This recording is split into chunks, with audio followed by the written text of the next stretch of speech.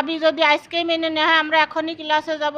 আমাদের এটা নির্দিষ্ট নয়, আমাদের দাবি মেনে নেওয়ার সাথে সাথে আমরা ক্লাসে ফিরে যাব। আমি রোকসানা খাতুন, সহকারী শিক্ষক, Harinakunda Priyanath school and college.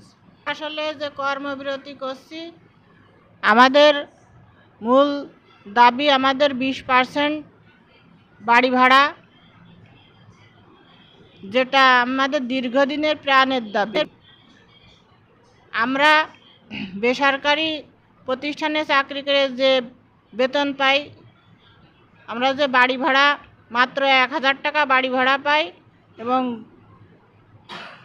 গত তারিখে আমাদের 500 টাকা সেখানে বাড়িয়ে 1500 টাকা করা হয়েছে। এটা খুবই দুঃখের একটা বিষয়। যেখানে আমাদের আশ্বাস দেওয়া হয়েছিল 20% বাড়ি ভাড়া দেওয়া হবে, সেখানে মাত্র 500 টাকা। এটা মেনে নেওয়া খুবই কষ্টকর।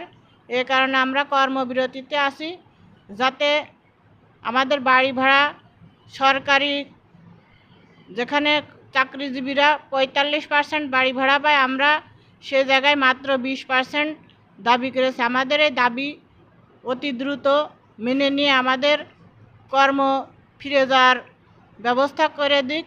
আমরা আমাদের সন্তানতুল্য ছাত্রছাত্রীদের ক্লাসে যাতে কোনো ক্ষতি না হয়, তাদের জন্য সঠিকভাবে পড়াতে পারি, যথাসময়ে ক্লাস নিতে পারি, সেই ব্যবস্থা করে দিক। আমাদের কর্মবিরতি, আমাদের দাবি যদি আজকেই মেনে নেওয়া হয় আমরা এখনই ক্লাসে যাব। আমাদের এটা নির্দিষ্ট নয়, আমাদের দাবি মেনে নেওয়ার সাথে সাথে আমরা ক্লাসে ফিরে যাব। আমি মোহাম্মদ হাসানুজ্জামান, হরিণাকুণ্ড প্রিয়নাথ স্কুল অ্যান্ড কলেজের ভারপ্রাপ্ত অধ্যক্ষ।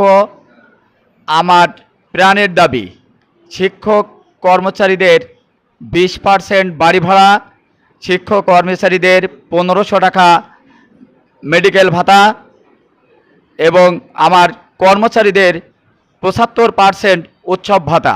এই যতবেলা সরকার নীতিগত সিদ্ধান্ত নিয়ে প্রজ্ঞাপন জারি না করবে, আমি সহ আমার শিক্ষক কর্মচারীরা এবং তথাকথিত হরিণাকুণ্ডুর সমস্ত শিক্ষক কর্মচারীরাই কিন্তু কাছে কর্মবিরতি করে চলবে, যতক্ষণ না প্রজ্ঞাপন জারি করবে সরকার। আমি অতি সত্বর সরকারের কাছে দাবি করছি, এই দাবি মেনে নিয়ে আমাদের শিক্ষক কর্মচারীরা যাতে কর্মে ফিরে যায় এবং আমার প্রাণের ছাত্রছাত্রীরা যাতে